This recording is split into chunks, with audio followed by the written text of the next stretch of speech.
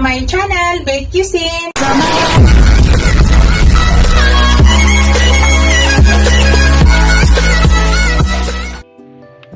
Hello guys, to this video guys, magluto tayo ng pusit lumot. Ito po yung ating pusit guys. Ito po yung pusit guys na maraming ata or tinta. So ihalo natin yung ata guys para mas masarap. Gawin ko siyang adobo. Actually guys, bablog ko lang din ng pusit na adobo, pero ibang klaseng pusit yon. So dahil magluto ulit ako, i-vlog natin ulit guys. Ito guys, yung ilagay natin maraming ginger, maraming sibuyas, at saka garlic. Gagamit tayo guys ng konting suka mamaya, laurel, paminta, tapos ground black pepper, konting soy sauce, light soy sauce ang gamit natin. Tapos gagamit tayo ng mantika. At mamaya guys, maglagay ako ng konting sugar para magbalanse lang ang lasa. Unang gawin ko guys, slicein ko muna to. Pakita ko mamaya sa inyo guys. Yan na guys, na-slice ko na guys. Ito po yung tinta niya guys. Yan, isali natin yan. In-slice ko lang siya ng paganyan. So let's go guys, start na tayo pagluto. So maglagay na tayo ng oil guys.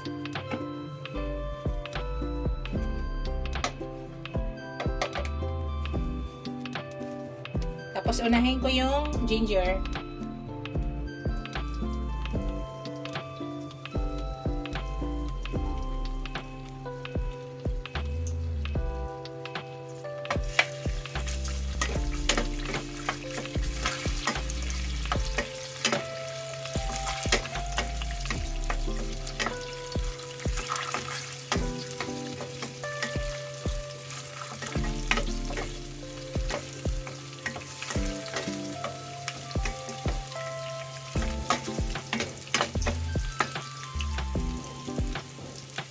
Labasin muna natin yung amoy ng ginger guys para mamaya mawala yung lansa ng pusit.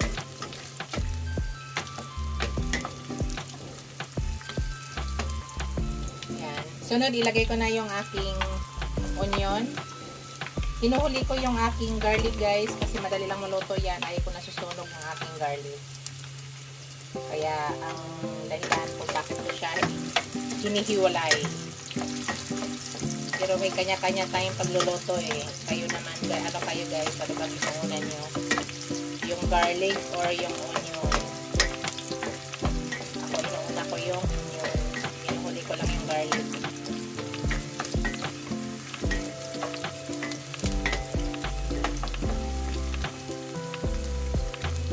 Saglit lang to lutuin guys. Hindi natin pwede i-overcook para hindi maging chewing gum.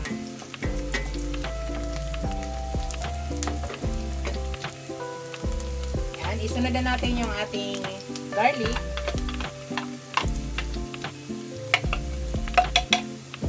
Mas maraming garlic guys, mas masarap. Isang buong garlic yan.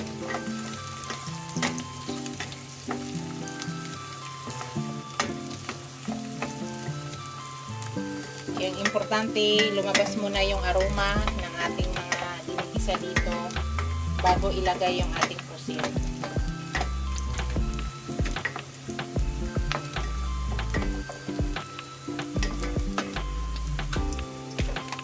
Pwede na guys, ilagay yung ating pusit. Tanggalan ko muna ito ng tubig. May tubig konti. Yan, pusit. Halo-halo na lahat.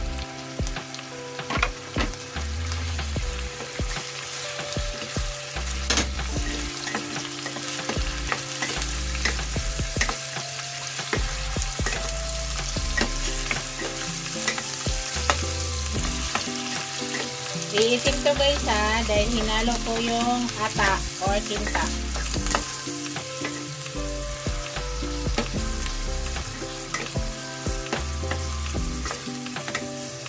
Yan. Dito guys, maglagay na ako ng laurel at saka pamintang buo. Dahil adobo po ang ating dito yung laurel. Buong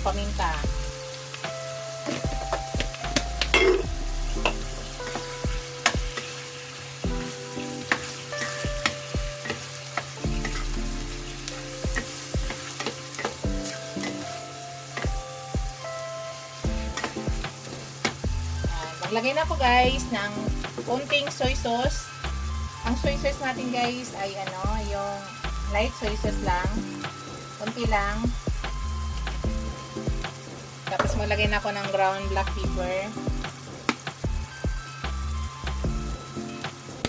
Mix natin.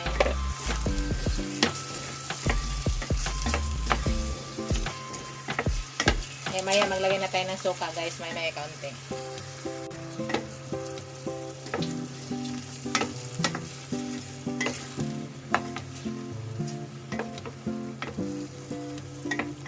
Maglagay na tayo ng konting suka.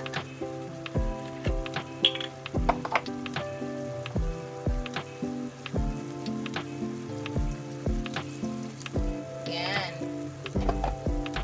Hayaan lang muna natin yan. Pasingawin muna natin guys. Guys, maglagay na tayo ng konting sugar para magbalansi.